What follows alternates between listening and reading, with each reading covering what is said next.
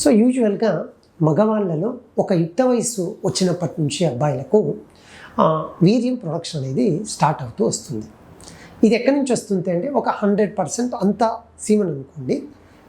మీరు చూసే వీర్యకణాలు స్పామ్స్, మనం పిల్లలు పుట్టనీకి కావాల్సిన వీర్యకణాలు అంటాం కదా, అవి కేవలం 2% ఉంటాయి. అసలు ఎక్కువ మాట్లాడితే చాలా తక్కువ, 0.5 to 1% అని చెప్పాలి. మనము చూసే వీర్యం అంటే సెమైన్ అంటాం కదండి, అది మొత్తము 85% సెమైనల్ వెసైకిల్స్ నుంచి వస్తుంది.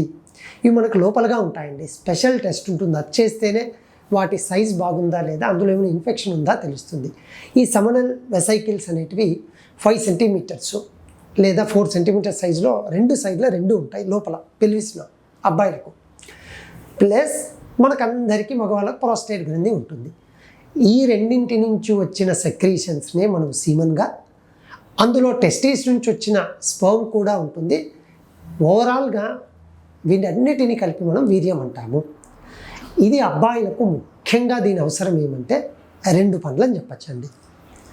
నెంబర్ 1, వెరీ ఇంపార్టెంట్, అందులో సీమన్లో వీర్యకణాలు ఉంటాయి కాబట్టి, అంటే మనము స్పర్మ్ అంటాం కదండి, మనకు చక్కగా కౌంటు క్వాలిటీ ఉంటే ఏమవుతుంది అంటే, పెళ్లి చేసుకున్న తర్వాత న్యాచురల్ ప్రెగ్నెన్సీ, మీ మిస్సెస్కి జనరల్గా ప్రెగ్నెన్సీ న్యాచురల్గా రావడము, మీ నెక్స్ట్ జనరేషన్ అనేది జరుగుతూ ఉంటుంది. ప్రత్యుత్పత్తి అయిపోయిన తర్వాత మన జనరేషన్ డెవలప్ అవుతూ ఉంటుంది. సో మనకు పిల్లలు పుట్టాలి అంటే అబ్బాయి తరపున ఖచ్చితంగా వీర్యకణాలు ఉండాలి. అది మనం వీర్యంలో పొందుతాం. నేను ఇందాక రెండవది అన్నా కదండి, అదేంటంటే మీరు ఎప్పుడైతే సెక్షువల్ యాక్ట్లో ఉంటారో ఇనీషియల్గా ప్రీక్యామ్ అని వస్తుంది. ఇదేమంటే ఇది కూడా కొంచెము ఈ సెమినల్ వెసికిల్స్, ప్రాస్టేటు, మనకు యూరిన్ ఛానల్లో వచ్చే యురెథ్రల్ సెక్రీషన్స్ అన్నీ కూడా ప్రీక్యామ్ కొంచెం మొదటగా వస్తుంది. అందులో కొంచెం స్పర్మ్ కూడా ఉంటుంది. ఇది ఇనీషియల్గా సెక్స్ చేసే క్రమంలో లూబ్రికేషన్ కోసం పనికొస్తుంది. కొందరు ఫీమేల్స్ వస్తూ ఉంటారు, సార్ నాకు డ్రై వెజైనా ఉంది, చాలా రాపిడి పెయిన్ ఉంటుంది అని వాళ్ళకు కొన్ని ట్యాబ్లెట్స్, జెల్స్ ఇస్తాము. కానీ న్యాచురల్గానే అబ్బాయికి ఉండే ఈ సెక్రీషన్స్ వల్ల కూడా ఇది యూస్ఫుల్ అవుతుంది.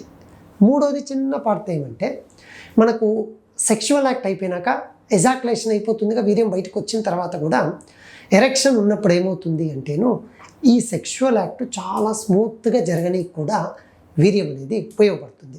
సో ఈ విధంగా వీర్యము ముఖ్యంగా ఈ 1, 2, 3 ఫంక్షన్స్కే తప్ప మిగతా వాటికి యూజువల్గా పెద్ద అవసరం వీర్యంతో జనరల్గా ఉండదు.